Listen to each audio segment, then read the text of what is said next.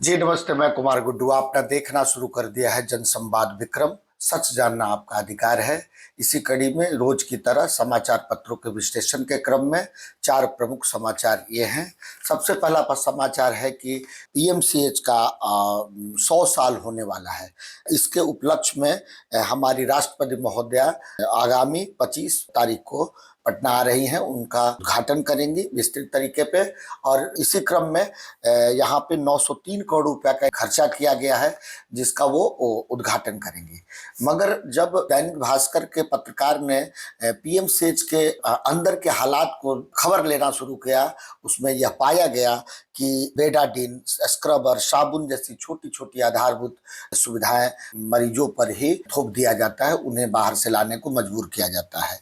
और एक विश्लेषण ये भी है कि ओटी में सर्जरी के बेसिक 50 इक्विपमेंट नहीं है। आप देखिए कि इंफ्रास्ट्रक्चर पे तो बहुत बड़ा खर्चा हो रहा है, मगर जो आधारभूत गरीबों की वहां पे दवा दारू, सर्जिकल की सामानें, एक्सरे, इन सब चीजों के लिए वहां लोगों को बड़ी तकलीफ झेलना पड़ता है। आप देखेंगे कि वहां पे अगर एक्सरे के लिए आपको अगर पीएमसीएच में करवाना है तो बहुत बड़ी लंबी लाइन है।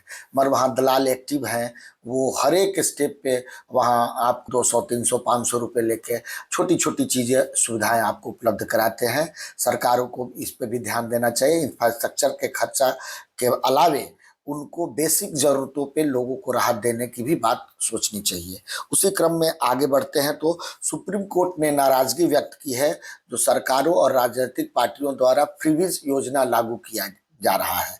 इससे कोर्ट का मानना है कि लोगों में निकम्मेपन की भावना बढ़ रही है। लोग एक तरह से घर बैठना उचित समझते हैं क्योंकि सरकारें फ्रीबीज की योजनाएं उनको दे रही है, तो इससे बचना चाहिए। इसकी शुरुआत हुई थी 90 के दशक में चावल वितरण से। गरीबों को गांव में चावल वितरण सरकार पीडीएस के जरिए देना शुरू की थी। उसका परिणाम हुआ कि खेती से मजदूरों का पलायन होना शुरू हो गया। उससे आप देख लीजिए खेती में बहुत भारी गिरावट आया, क्योंकि किसान और मजदूर का संगम था खेती। जब खेती वाले पार्ट से मजदूरों को निकाल लिया गया तो खेती बर्बाद हो गई। वो निकम्मेपन इंडस्ट्री की ओर बढ़ रही है, अन्य चीजों की ओर बढ़ रही है।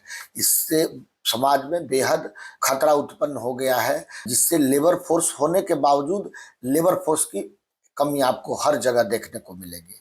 उसी तरह से आगे बढ़ते हैं तो प्रशांत जी जो पिछले 2-2.5 सालों से बिहार में घूम घूम के जन सुराज अभियान के तहत अपनी अनेक बातें रखते थे, जिसमें एक वो बैंकों द्वारा बिहार का पैसा दूसरे स्टेट में ट्रांसफर करने की बात को वो कहते थे, जिसको क्रेडिट रेशियो कहते हैं। उस बात पे संज्ञान लिया गया। बिहार सरकार ने अपने उप मुख्यमंत्री सम्राट चौधरी जी के नेतृत्व में बैंकों के बड़े पदाधिकारियों के बीच में बैठक करा के और ये तय हुआ बिहार को 2025-26 के सत्र में 2,65,000 करोड़ रुपया ऋण के तौर पर बिहारियों को बांटा जाएगा। ये है विपक्ष की असली भूमिका, जो प्रशांत जी ने बिहार के नेताओं को सीडी रेशियो बताया, और उस सीडी रेशियो पे देखिए आज काम शुरू हो गया है। कहाँ है आपके प्रतिपक्ष के नेता जो सीडी रेशियो और इन तरह की बातों को बोल नहीं पाते हैं? तेजस्वी यादव को इन सब चीजों का ज्ञान भी नहीं है, वो बोल भी नहीं सकते हैं। तो अगर उस तरह के लोग अगर मुख्यमंत्री के कुर्सी पे आसीन होते हैं तो फिर बिहार की जनता को भगवान ही मालिक। और इसी क्रम में चौथा समाचार है महाजाम से, जो आपने विगत 10 दिन से विक्रम, नवतपुर, सरमेरा, एम्स, अनीसाबाद के बीच में महाजाम, ट्रकों का लंबी लंबी कतारें लगी हुई देखते होंगे। उस पर यातायात पुलिस ने संज्ञान लिया है। उन्होंने निर्देश जारी किया कि नवतपुर एम्स सड़क पर रात में भी पुलिस की तैनाती होगी। ये जरूरी था, ये जरूरी होना चाहिए, मगर इस तैनाती से कुछ भी नहीं होगा जब तक उसको सही तरह से यातायात को अनुशासित नहीं किया जाएगा।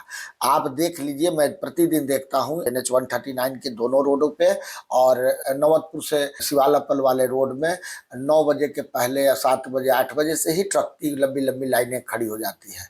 अब उसमें होता क्या है कि जो पीछे ट्रकें आई वो भी ओवरटेक करके आगे आने के चक्कर में जाम को बढ़ा देती है। इससे निजात पाना होगा, इस पर प्रशासन को नजर रखनी होगी, उनकी गतिविधियां नोटिस करें और जो इस तरह की गलत कार्यों में ट्रक वाले संलिप्त होते हैं उन पर बड़ा फाइन किया जाए। इसके बाद अपनी बात से समाप्त करना चाहता हूं। आप जरूर लाइक, सब्सक्राइब और कमेंट जरूर करें, अपनी राय को भी जरूर इसमें डालें। जी नमस्ते, जय हिंद, जय भारत, जय विक्रम।